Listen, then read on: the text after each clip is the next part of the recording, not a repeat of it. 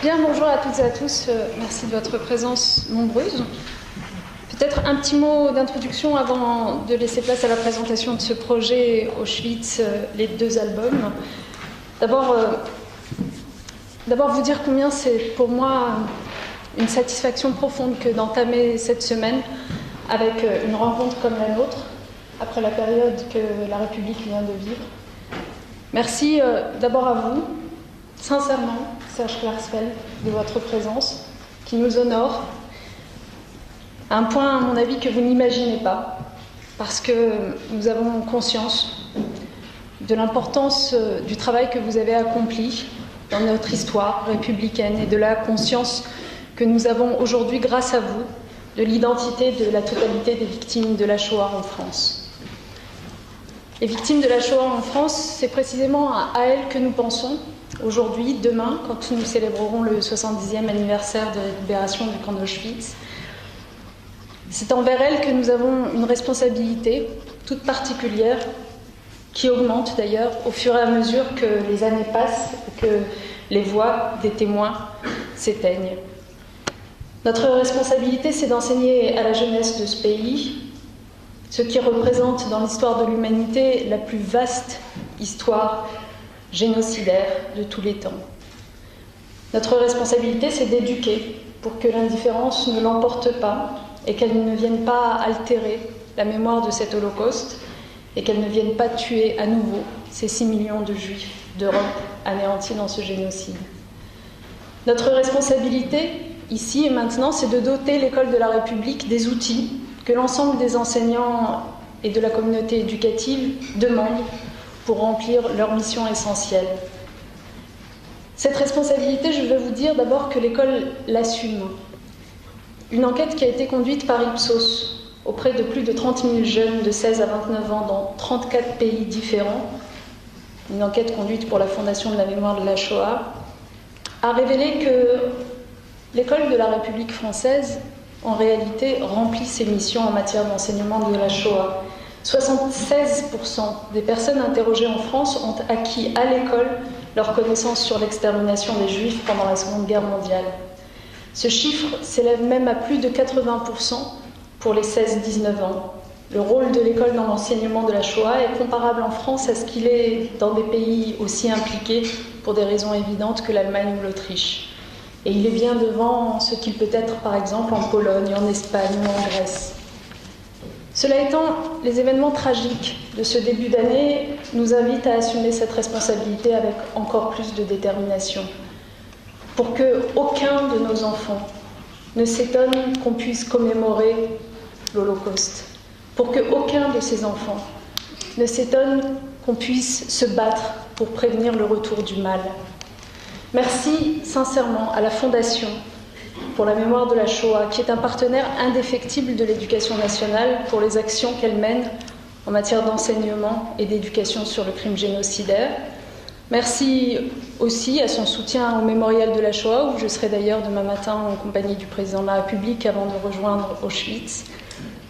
Merci à Canopé, coéditeur pour la Fondation pour la mémoire de la Shoah, de ce projet transmédia que nous allons découvrir, qui est exemplaire. Je le disais jeudi dernier en annonçant un certain nombre de mesures pour renforcer la capacité de l'école à transmettre les valeurs de la République. Les enseignants ont besoin d'avoir des ressources pédagogiques qui soient utiles, percutantes, adaptées aux élèves. Nous allons en voir un exemple très vite. Ces ressources, elles s'adressent aux éducateurs et c'est la raison pour laquelle nous avons voulu que dans la salle puissent être présents des professeurs d'histoire-géographie, des professeurs stagiaires en école du professorat et de l'éducation du rectorat de Paris, mais aussi, je les remercie, des lycéens en première littéraire du lycée Racine dans le 8e arrondissement de Paris, parce que chacun doit bien comprendre quel est le rôle de l'éducation nationale dans cette formation à la mémoire et à la citoyenneté.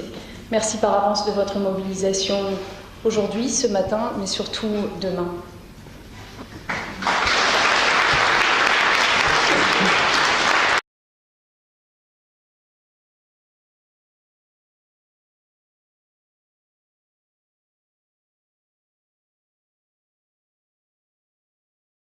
En général, dans notre société, une perte de repère,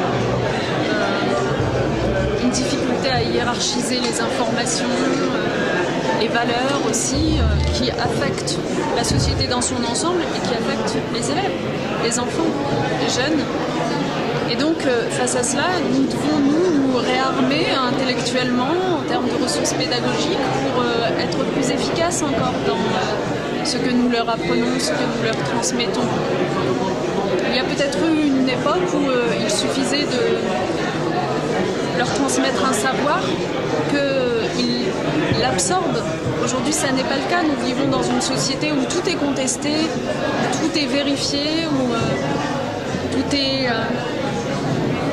toutes les informations d'abord sont tellement nombreuses, donc il faut savoir trier dans ces informations, savoir se faire sa propre analyse, son propre jugement, et donc ce sont des défis considérables que les enseignants ont à relever aujourd'hui.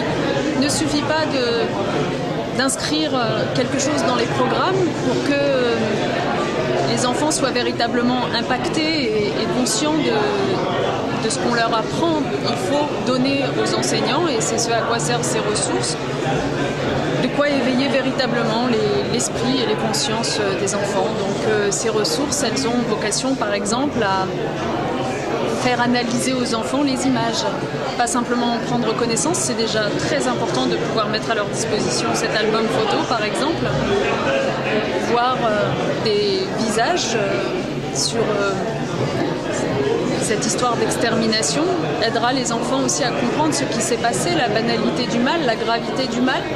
Mais derrière cela, leur expliquer comment on analyse une photo, comment ces photos, bien qu'on soit heureux qu'elles existent aujourd'hui pour nous raconter une part de l'histoire d'Auschwitz, elles ne sont pas non plus exhaustives de ce qui s'est passé à Auschwitz, que d'ailleurs elles ont été prises pour montrer certaines choses et pas d'autres. Et que vous voyez bien ce que ça peut apprendre aux enfants. Les photos qu'ils voient circuler à la télé, sur Internet, doivent être appréhendées avec le même esprit critique, avec le même recul, la même capacité d'analyse, en se disant qu'on ne leur livre au fond qu'une partie et que c'est à eux de se forger un jugement. Donc voilà, donc à travers l'enseignement de la Shoah, on apprend aussi beaucoup d'autres choses. Mais l'essentiel est quand même d'apprendre que la Shoah s'est produite pour ne jamais la reproduire.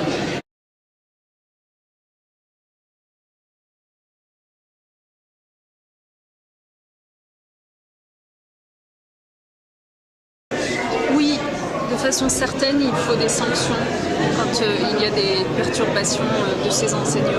Il faut une suite éducative pour que ni l'élève qui a perturbé, ni le reste de la classe ne considère que c'est banal que de s'être moqué ou que d'avoir contesté un enseignement comme celui-là. Mais au-delà de cette question d'incident, il faut bien comprendre que le défi qui est lancé à l'éducation nationale et à ses enseignants est plus important que la seule question des incidents. Beaucoup d'élèves sont imperméables, pas suffisamment perméables à cet enseignement, sans forcément traduire cela en provocation ou en incident. Et la question que nous nous posons, c'est comment ne laisser aucun élève indifférent à cette histoire que nous lui transmettons.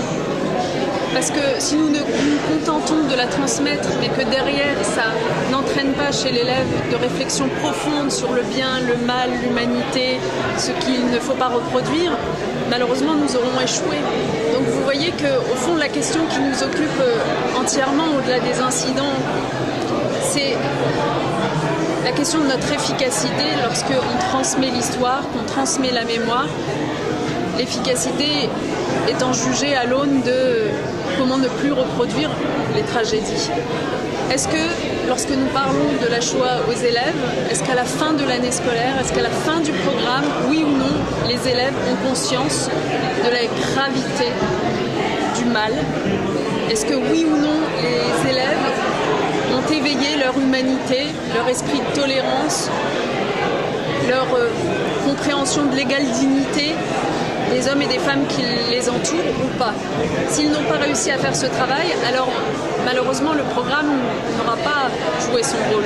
Et pour qu'on atteigne vraiment cet objectif-là, il faut des enseignants en effet totalement formés, outillés, accompagnés quand ils en ont besoin. Et c'est pour ça que j'insiste sur le fait que dans chaque académie, nous ayons des cadres de l'éducation nationale, des référents mémoire et citoyenneté qui soient là pour venir leur suggérer des actions éducatives à conduire, intervenir eux-mêmes dans les salles de classe lorsque des difficultés se sont fait jour.